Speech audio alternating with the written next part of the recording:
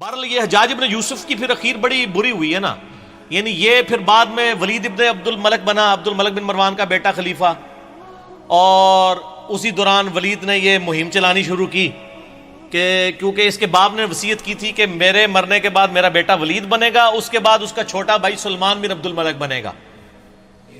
تو اس نے یہ مہم چلائی کہ نہیں، میرا بھائی نہیں بنے گا، میرے مرنے کے بعد میرا بیٹا کیوں نہ بنے۔ یہ تحریک اس نے چلائی۔ جب یہ تحریک چلائی نا تو سارے گورنر، آپ کو پتا لائی لگ ہوتے ہیں، سارے مان گئے۔ ایک گورنر ایسا تھا جس نے کہا کہ نہیں، وہ عمر بن عبدالعزیز تھے، مدینہ شریف کے گورنر عمر بن عبدالعزیز رحمہ اللہ تعالی۔ وہ بہنوئی بھی تھے اس کے ولید کے۔ مروان کے دو بیٹے تھے، ایک عبد الملک اور ایک عبدالعزیز۔ عبدالعزیز کا بیٹا عمر بن عبدالعزیز ہے، یہ بھی مروان کی اولاد ہے، لیکن دیکھ لیں، اور اسی لیے ہم کہتے ہیں نا آل امیہ میں عمر بن عبدالعزیز۔ مولانا طارق جمیل صاحب کو میں کہتا ہوں نا آل امیہ میں عمر بن عبدالعزیز، ٹھیک ہے؟ آپ سمجھ آئی کیوں کہتے ہیں؟ تو عمر بن عبدالعزیز نے مخالفت کر دی، انہوں نے کہا نہ۔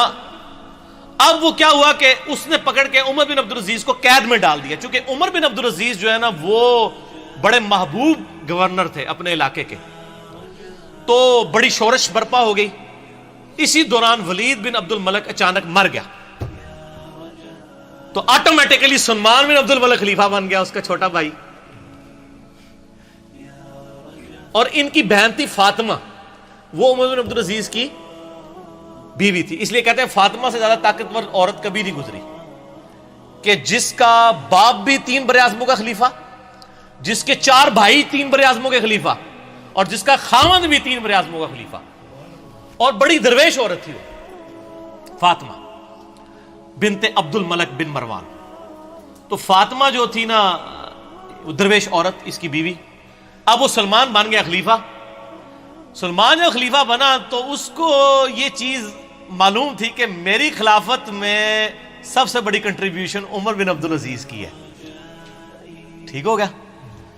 یہ اس کے دماغ میں تھا کہ اگر عمر بن عبدالعزیز نہ ہوتا تو میرا بھتیجا اس وقت خلیفہ ہوتا، اور مجھے تو اس نے معزول کر دیا تھا میرے بڑے بھائی نے۔ تو اس لیے وہ ان کو یعنی آگے آگے رکھتا تھا۔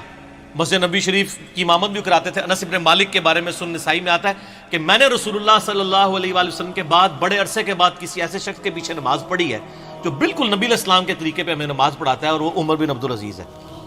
99 ہجری میں خلیفہ بنے، اور 101 ہجری میں صرف 38 سال کی عمر میں آل امیہ نے زہر دے کے ان کو شہید کر دیا،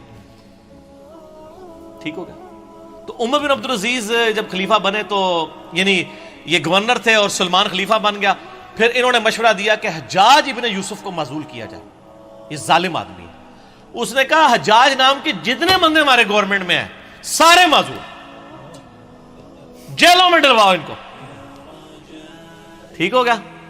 اب جب یہ جیلوں میں گئے نا تو محمد بن قاسم کا بھی رگڑا لگ گیا، جس نے یہاں پہ، وہ حجاج ابن یوسف کا کیا تھا؟ رشتہ دار تھا نا، بانجا تھا نا، بانجا یا بھتیجا۔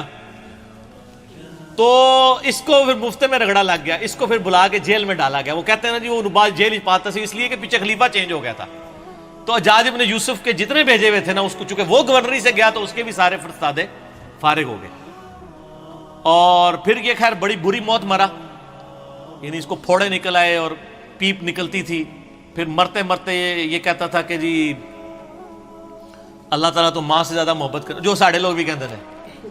حسن بصری کو کسی نے بتایا کہ وہ تو کہتا ہے کہ جی اللہ تعالیٰ کی رحمت تو میرے گناہوں کو تو اس کے سامنے کچھ بھی نہیں ہے۔ تو حسن بصری نے فرمایا حجاج چاہتا ہے کہ دنیا بھی اپنی مرضی کی گزاری ہے اور آخرت بھی اپنی مرضی کی گزارے۔ اس طرح تو نہیں ہوتا کہ دونوں جہانی مٹھے باؤ، دونوں جہاں تو نہیں مٹھے میں آ سکتے نا، یا دنیا یا آخرت، ٹھیک ہو گیا؟ تو خیر یہ مارا گیا۔ پھر سلمان جو ہے نا، اس کی جب موت کا وقت قریب آیا، اس کو بھی ایک بیماری لگ گئی، تو اس نے ارادہ کیا کہ اپنے چھوٹے 2 بھائیوں کو خلافت کے لیے نامزد کرے۔ تو اس کا ایک اسسٹنٹ تھا، رجا اس کا نام تھا، بڑا نیک تھا وہ۔ اس نے کہا کہ اگر تو میری ماننا تو عمر بن عبدالعزیز کو خلیفہ بنا دے۔ اس نے کہا کہ یہ تو میرے بھائی اس کو مار دیں گے، مانیں گے نہیں۔ اس نے کہا نہیں، ان کا علاج ہے میرے پاس، دیکھ تو اگر خلیفہ بنا تو اس کی وجہ سے بنا ہے۔ عمر بن عبدالعزیز حادثاتی طور پہ جو ہے نا وہ خلیفہ بن گئے تھے، ورنہ ان کو کس نے بنانا تھا اتنے نیک آدمی کو؟ ان کا یار اس طرح کر کہ تو نا ایک بند وصیت لکھ کے اس کو سیل کر دے، اور کہہ کہ اس سیل کے اوپر بیعت لو کہ نیکسٹ خلیفہ کون ہے، اور جو بیعت نہیں کرے گا اس کو قتل کر دیا جائے گا، اور تو لکھ دے کہ عمر بن عبدالعزیز تیرے بعد خلیفہ ہے، اور اس کے بعد تو لکھ دے کہ عمر بن عبدالعزیز کے بعد میرا جو بھائی چھوٹا ہے یزید اور ہشام وہ خلیفہ ہے۔ تو ان کو بھی امید لگ جائے گی چلو اسی ساٹھی باری بھی آ جائے گی۔ یہ لکھ کے نا جناب سیل کر دی گئی۔ اب سیل لے کے جب باہر آئی میدان جنگ میں، خیمے سے باہر نکلے اور کہا جی امیر المومنین نے اپنا سکسیسر مقرر کر دیا ہے، اس کے اندر اس کا نام ہے، تو بیعت کرو بند پہ۔ وہ بھائی آگے لالچی، انہوں نے کہا نا کھول کے پڑھ ساڑا نام لکھے کہ نہیں؟ انہوں نے کہا میں کہنا تھوڑا نام لکھے، نام تو لکھے سی لیکن یہ نہیں پتا کہ کہڑے نمبر تے لکھے ہے۔ ٹھیک ہو گیا۔ اور دوسری طرف عمر بن عبدالعزیز آگے کہتے ہیں رجا مجھے بتا دے کہیں میرا نام تو نہیں لکھ دیا، ورنہ میں جنگلوں میں چلا جاؤں، میں خلافت کا بار نہیں اٹھا سکتا۔ ٹھیک ہو، یہ آپ اپروچ کا فرق دیکھ لیں۔ تو رجا کہتا ہے میں نے زندگی میں ایک ہی جھوٹ بولا ہے، نہ اس سے پہلے نہ اس کے بعد، وہ یہ تھا کہ میں نے کہا عمر تیرا نام نہیں ہے بیچ میں، کیونکہ مجھے خطرہ تھا کہ یہ چھوڑ دیں گے اور مسلمان ایسے حکمران سے محروم نہ ہو جائیں۔ کہتے ہیں جب وصیت کھولی گئی، جب پڑھ کے سنائی گئی عمر بن عبدالعزیز، تو عمر بن عبدالعزیز جو ہے وہ بے ہوش ہو کے گر پڑے۔ دو بندوں کے سہارے، ایک 35 سال کا نوجوان 2 بندوں کے سہارے لا کے ممبر تک لایا گیا پہلا خطاب کرنے کے لیے، اور آل امیہ کے چہرے لٹک گئے۔ لیکن جب پڑھا کہ ان کے مرنے کے بعد وہ بھی بنیں گے تو ان کو امید لگ گئی، ان کا چلو ٹھیک ہے ساڈا یار بنوئی ہے نا 100 کرو کیڑا باہر دا بندہ ہے۔ ٹھیک ہو گیا، دادا تو ساڈا مروان ایک ہی ہے نا، ٹھیک ہو گیا، پردادا۔ تو یہ پورا معاملہ ہوا۔ عمر بن عبدالعزیز رحمہ اللہ تعالی ورضی اللہ تعالی عنہ وعلیہ السلام یوں خلیفہ بنے۔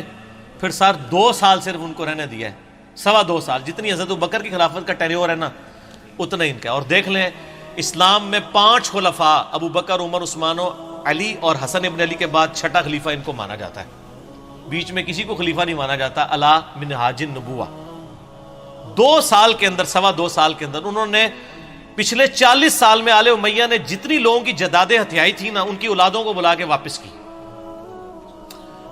جو جاگیر فدق تھی وہ بنو ہاشم کے حوالے کر دی، اور ممبروں پہ جو پچھلے 60 سال سے سب و شتم ہو رہا تھا مولا علی پر، لعنت کروائی جاتی تھی، وہ بند کروا کے ان اللہ یأمر بالعدل والاحسان یہ والی آیت خطبے میں داخل کی، اور تبدیلی آ گئی جناب۔